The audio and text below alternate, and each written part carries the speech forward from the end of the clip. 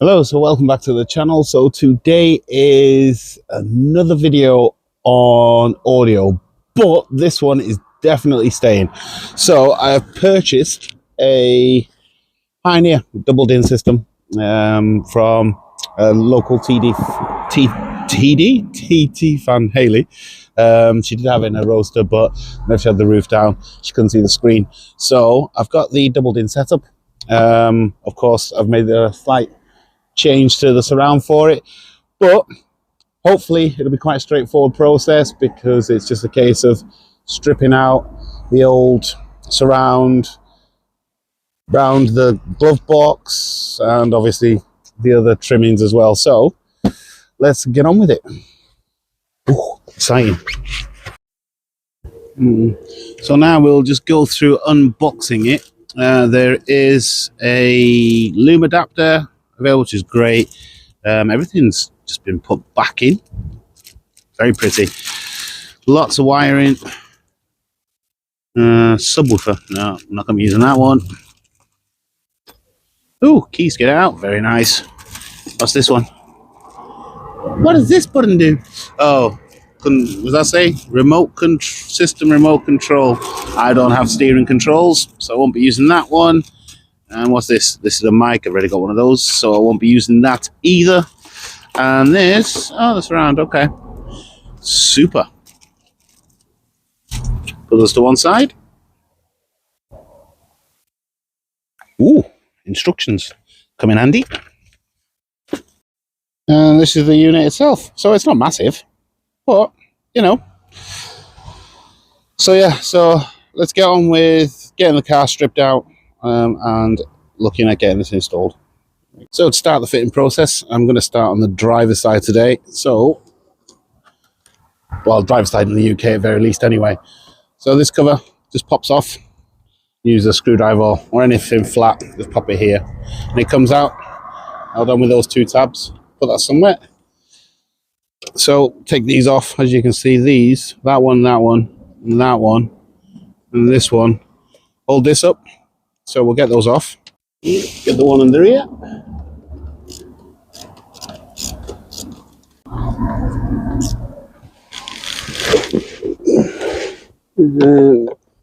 That one there. So the purpose of what I'm doing, I don't need to take it all the way out, so that's fine.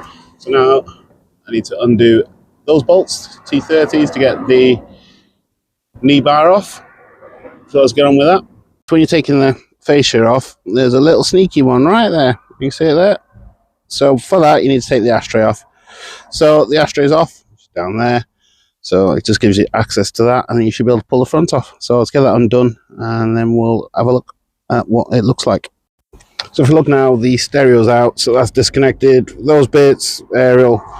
Now it just needs to take out 1, 2, 3, 4 bolts out, so I can get the climate control unit out. So I'll get those undone. So here, in terms of the doubled-in setup, so as you can see, fixed space.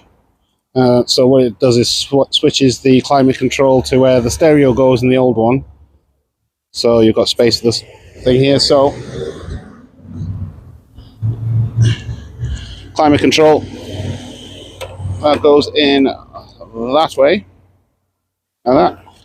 And this has got 4 little screws in the back. So I'll get those undone, and then we'll get that put together. Yeah, sounds like a plan. Yeah, so we'll take a look at the back of this now, taking the screws out. So, as you can see, it fits quite nicely in there, really, doesn't it? Nice and snug. And then the front end, so I'll get the screws put in, and then we'll get a proper look at it. So there, that's the climate control installed, snug as a bug. Give that a little clean down as well shortly, but it's in. So, as you can see, it's quite a nice fitting system, really. Just got to touch up a little bit there. Now I'm looking at this, talking to you guys. Need to touch up down there, but that's not a biggie. So yeah, let's crack on with getting the flap off now, to put the flap on here. So that just slots in quite nicely, as you saw earlier in the video. So that's all in. Just turn that around. It's nice and snug in there. Need to tighten that bolt up there, remember that. So just get this fascia trim on now. So I'm going to need my other hand for that. 1 second. And that's the trim done. So I'm down to the last two torques, one here, and there's one on the other side there, which is why I need to take the glove box off. So get this one off, get the glove box dropped, and then this whole section there should just fall out as one unit. So yeah, let's crack on. Well, that's handy.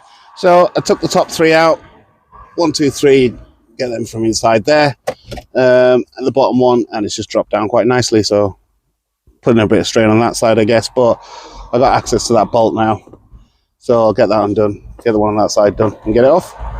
Well, that's just cheeky. So there's two more on the bottom end there. So that's top end. So I've done them two, one there and one there. So I'll get those off. So that's out now. I just need to figure out how to get this flap off. But it looks like that little tabby thing here, maybe. But it's definitely separate to that. There's a little gap there on the side. So yes, I shall figure it out. And then once I've got it off, we'll look at attaching it onto the new double DIN setup, and then we're almost there. So Chris did advise me that you need to put the flap in first before you put that in. Otherwise, you end up having to take it all back out, put that in first. So I need to remove that. The instructions he gave me was there's just two clips and it slides out. I think he means these. So Chris rang me back, and it is these tabs here. So apparently, if I press that, and the one on that side, it should just slide out. So give it a go.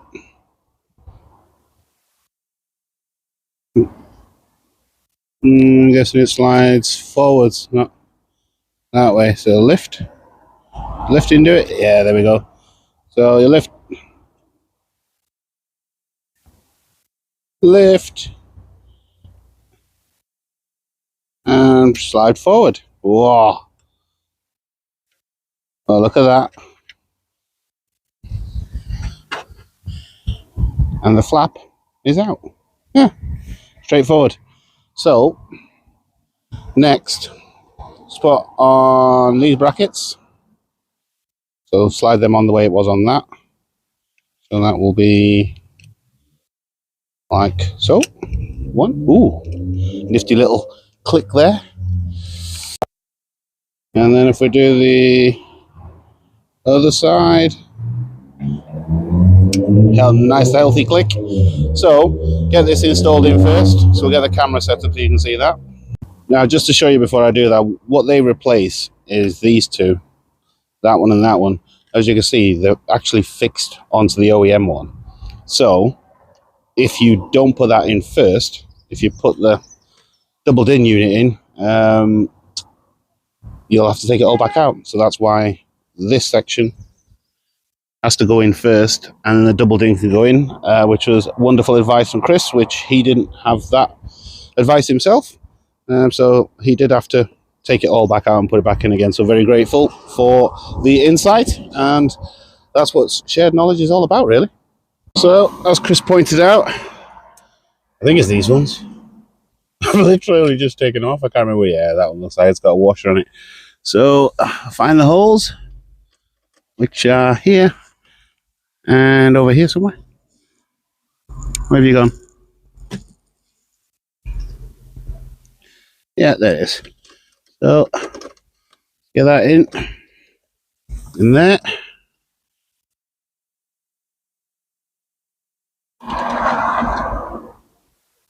Not too tight for now. Just make sure it's lined up. That's one side. And then this side is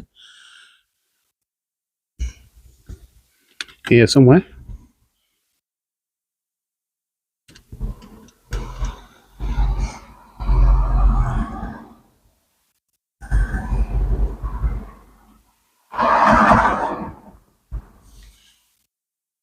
And there we go. So I'll get that one and that one tightened up. I need to get that Bluetooth adapter thingy out there, so you need to get that disconnected because I don't need that, obviously. That was for the previous video. And yes, we shall go forward and conquer. So we'll come back when I'm putting in the frame for the double din. Because it's really new, it has that type of fitting, which I've never seen one like that before, which goes in the back of the head unit. So there's quite a lot of adapters for adapters. So anyway, we'll get it plugged up. This one will be for you. This one here. Right way round to help. It should just clip in. Is it? Oh, it's very snug, that one. There we go. What about you? Are you going in as well? There we go. Right, so. And then we've got, where's the other one? It's you. Bottom one. Down there. Yeah, it's plugged in. So when I said adapters for adapters, so then this, now normally what would happen is that would go just straight into the new head unit. But because it's got that new design on it, you'd put this on. Which one's which here now? That one's the bottom, must be. And this one must be that one. Funny enough, I do have the instructions. And again, I should have looked at them really, shouldn't I? But we do like to trial and error. Now, the only thing for me here I'm not sure on is the amp. I'm not sure what this green wire is for, but it's plugged into something. And that, because the amp is that one. But it looks like that one. So I'm not sure. So what I'll do is just plug it in as it is and see if I get any sound.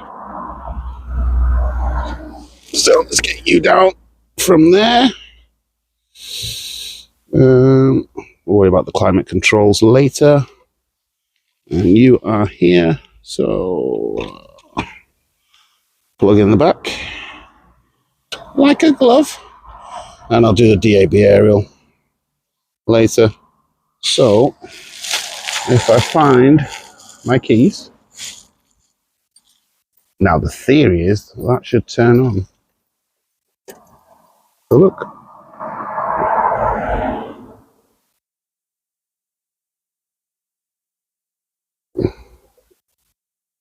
And we don't have power.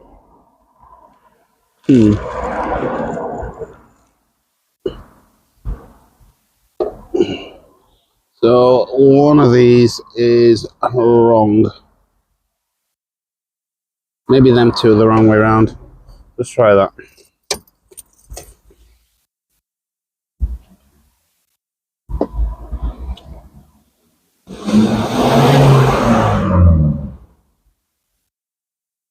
Oh, actually, that wasn't even plugged in properly. This black one was loose. Didn't even clip in. So let's see if we can get it to click.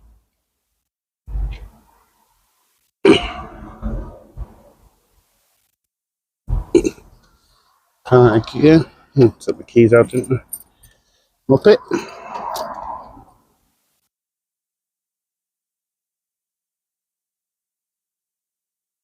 I'll switch them around.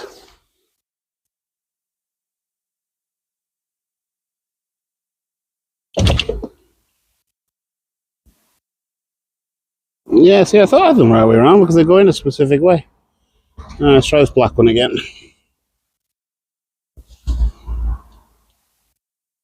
Not plugged in there. It's plugged in there. Not missed anything there.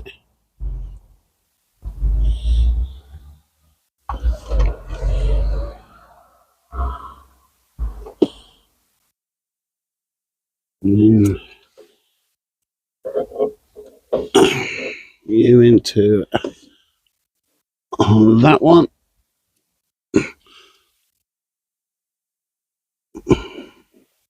So, plugged in to there. So that's plugged in the back of there. Try again.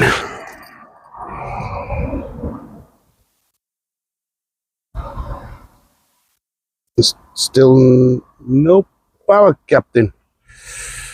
I'll start in the car.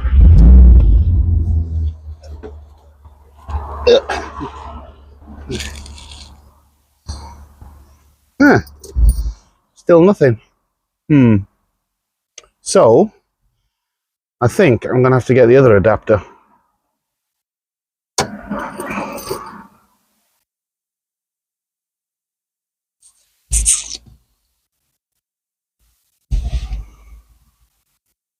There's my car here.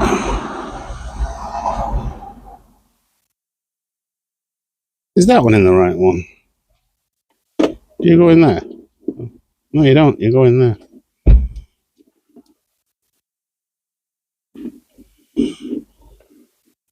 Come on.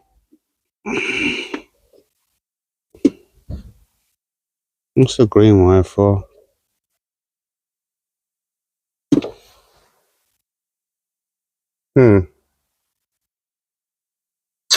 I am stumped. Yeah, let's go get the other one.